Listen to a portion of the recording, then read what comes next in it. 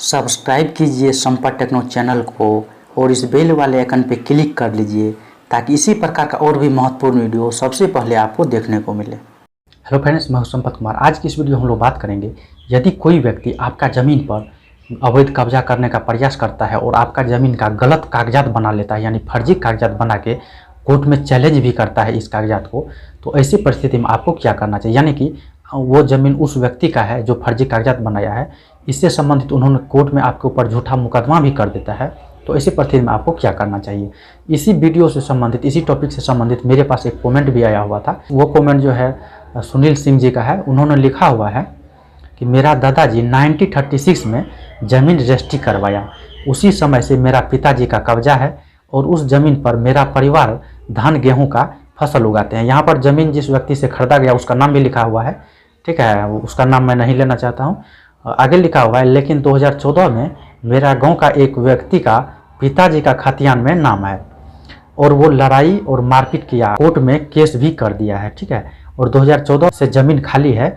वो किसका होगा? अब मेरा कब्जा लगभग 100 साल से है। तो देखिए सुनील जी, मैं आपको यहाँ बताना चाहूँगा, यदि आपका दादाजी ही वो ज़मीन खरीदा था तो आपका दादाजी के पास कागजात ज़रूर होगा। और यहाँ पर जो आपका विलेज का एक व्यक्ति जिसका खतियान में नाम है, हो सकता है उन्होंने फर्जी तरीके से खतियान में नाम ऐड करवा दिया होगा, ऐसा होता भी है, ठीक है।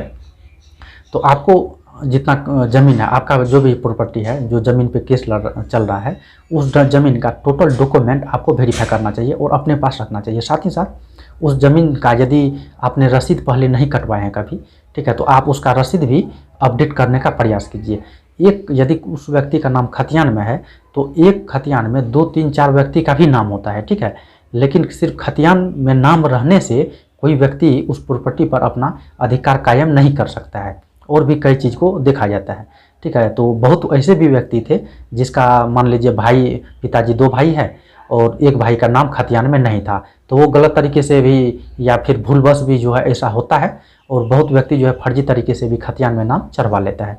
तो सिर्फ खतियान में नाम रहने से ही उसका प्रॉपर्टी नहीं हो जाएगा। साथ ही साथ आपने जो 100 लगभग 1936 में जो ज़मीन खरीदा गया था आपका दादाजी के द्वारा, तो आपने जो इतना दिन से कब्जा किए हैं उस पर धान गेहूँ उगा रहे हैं, तो आपको कोर्ट में इस बात को भी रखना होगा कि मैंने काफ़ी समय से उसे कब्जा किया हुआ है और उस पर जो है अपना फसल उगाते हैं।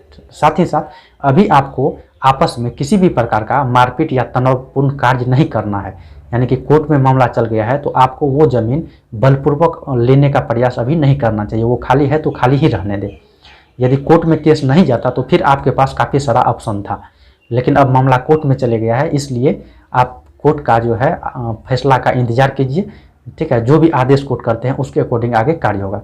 लेकिन आपका जो दादाजी ज़मीन खरीदे हैं तो आपके पास डॉक्यूमेंट होगा, ठीक है, तो वो सभी डॉक्यूमेंट को आप कोर्ट में पेश करेंगे। साथ ही साथ कुछ गवाही को भी पेश करेंगे जो ये जानता हो कि वो ज़मीन प्रॉपर आपका है, ठीक है। तो वो व्यक्ति जिन्होंने गलत तरीके से खतियान में नाम ऐड करवाया है, यदि आपको ये शंका हो रहा है कि गलत तरीके से खतियान में नाम चढ़ा दिया है, तो ये बात को भी आप कोर्ट के समक्ष रख सकते हैं। साथ ही साथ अपना रसीद भी आप अपडेट करवा लें। इससे पहले मैंने ज़मीन का कागजात जैसे खाता, खतियान, ये सभी चीज़ जो है नेट से निकालने के लिए ऑनलाइन बताया था अपना मोबाइल से ही, तो वो वीडियो का लिंक भी नीचे डिस्क्रिप्शन में दिया गया है, आप वहाँ से भी अपना जो है डॉक्यूमेंट का वेरिफिकेशन कर लें, ठीक है, आपके नाम से है या नहीं है। यदि आपका कागजात सही पाया गया कोर्ट के द्वारा तो वो ज़मीन आपका हो जाएगा, यानी फैसला आपके पक्ष में आएगा।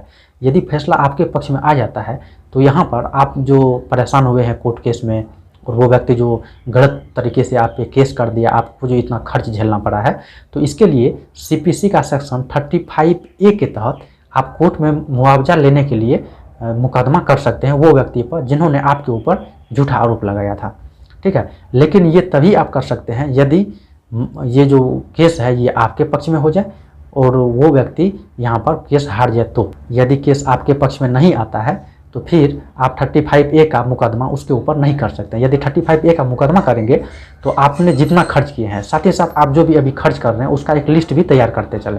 जितना भी आपका खर्च हुआ है इस केस को झेलने में और जो भी मानसिक परेशानी हुआ है, वो सभी जो है आप कोर्ट के द्वारा उससे ले सकते हैं, वो व्यक्ति से जिन्होंने झूठा दावा आपके ज़मीन पे किया था। ऐसा अभी के दौर में काफ़ी सारा जो है मैटर आ रहा है कोर्ट में, गलत तरीके से दस्तावेज बना के जो है ज़मीन बेच लेता है तो कोई अवैध रूप से कब्जा कर लेता है। इसी के लिए मैंने काफ़ी सारा वीडियो ज़मीन के रिलेटेड ही बनाया हुआ है। तो आप मेरा चैनल पे जाके प्रॉपर्टी लॉ से रिलेटेड प्लेलिस्ट बनाया गया है, वहाँ से आप काफ़ी सारा वीडियो देख सकते हैं। साथ ही साथ वीडियो बनाने में यदि मुझे लेट सेट भी हो जाता है तो मैं वेबसाइट पे सभी चीज़ को अपडेट हमेशा करते रहता हूँ। कुछ ऐसे भी प्रश्न है जिसका 2 से 4 लाइन में जवाब दिया जा सकता है, तो वो सभी जवाब को मैं कमेंट बॉक्स में ही दे देता हूँ। साथ ही साथ उस टॉपिक से संबंधित मैं जवाब जो है अपना वेबसाइट पे भी पब्लिश कर देता हूँ। तो आप लोग वेबसाइट पे भी जाके टाइम टू टाइम देखते रहें। उस वेबसाइट का लिंक नीचे डिस्क्रिप्शन में दिया गया है। यदि आप लोग को प्रॉपर्टी से संबंधित और भी कोई समस्या आ रहा है तो आप लोग नीचे कमेंट कीजिए। मैं प्रयास करूँगा कि आपका प्रश्न का जल्दी से जल्दी जवाब दिया जाए। यदि संभव हो तो उस प्रश्न से संबंधित मैं एक वीडियो फेवरेट बना के जवाब दे दूंगा। यदि आपको ये वीडियो अच्छा लगा हो तो इसे लाइक कीजिए, अपने मित्रों के साथ शेयर कीजिए। साथ ही यदि वीडियो संबंधित आप कुछ पूछना चाहते हैं तो नीचे कमेंट करके पूछ सकते हैं।